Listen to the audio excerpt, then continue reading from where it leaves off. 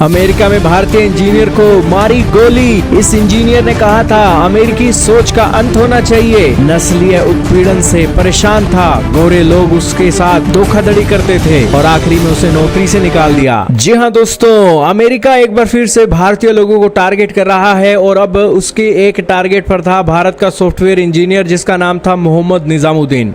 इसकी उम्र 29 साल की थी और दोस्तों इसे इतना परेशान कर दिया अमेरिका के गोरे लोगों ने। सबसे पहले तो दोस्तों इसे नौकरी से निकाला गया, वेतन के अंदर धोखाधड़ी की गई और जहां ये रहता था वहां से इसे निकाल दिया, इसके खाने में जहर डाल दिया और तो और इसे दोस्तों अत्याचार की इतनी सीमाओं पर ले गए कि आप पूछे ही मत। दोस्तों आपके सामने आर्टिकल चल रहा है जिसके अंदर बताया गया कि एसी को लेकर एक झगड़ा हुआ तेलंगाना के मुस्लिम युवक का और उसमें यूएस की पुलिस पहुंचती है और निजामुद्दीन के हाथ में चाकू पाया जाता है और उसके बाद यूनाइटेड स्टेट्स की पुलिस ने उसको गोली मार दी और जब वो अस्पताल उसे लेकर जा रहे थे तब तक उसके मौके पर मौत हो गई।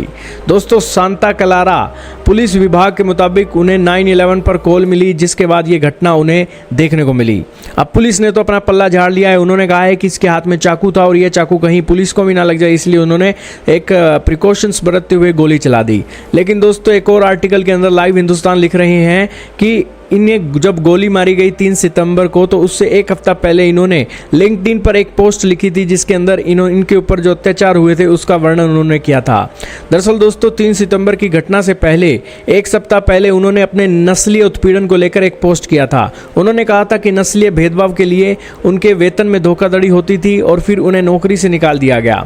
उन्होंने कहा कि वो नस्लीय घृणा का शिकार हो गए हैं, उनके साथ अन्याय किया गया, गलत तरीके से नौकरी से निकाल दिया गया, गलत के खिलाफ वो आवाज उठाना चाहते हैं और ये अमेरिका और अमेरिकी गोरे लोगों की मानसिकता का खात्मा चाहते हैं। कॉर्पोरेट में भी इस तरह के अत्याचार पर लगाम लगनी चाहिए और दोषियों को सजा मिलनी चाहिए। उन्होंने एक पोस्ट में लिखा था कि बात नौकरी से निकालने पर ही खत्म नहीं होती। उन्होंने उनके पीछे जासूस लगा दिए, हालात बहुत खराब हो गए, उनके खाने में जहर तक मिला दिया गया और अब उन्हें रहने की जगह भी नहीं मिल रही है। उन लोगों ने उन्हें कमरे से बाहर निकाल दिया। उन्होंने आगे कहा कि आज यह सब उनके साथ हो रहा है, कल किसी और के साथ हो सकता है। उन्होंने कहा कि वो जानते हैं कि वो कोई संत नहीं है लेकिन वे भी जान ले कि वे भगवान नहीं है। मैं आगे की बात अगली पोस्ट में करूंगा। लेकिन फिर 3 सितंबर का वो दिन आता है जब निजामुद्दीन को पुलिस ने गोली मार दी और फिर उनकी मौके पर ही मौत हो गई। खैर अमेरिका का एक बयान आता है कि वन नेशन अंडर गॉड। इस दुनिया में इतने देश हैं लेकिन एक देश ऐसा है जो भगवान के अंडर चल रहा है,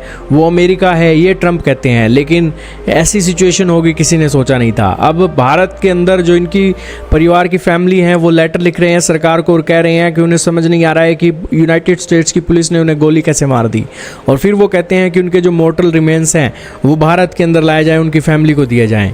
अब दोस्तों 29 साल का ये सॉफ्टवेयर इंजीनियर, उनकी मौत यूएस के अंदर हो गई है और यहाँ पर एक नस्लीय उत्पीड़न इसका एक रिस्पॉन्स माना गया है।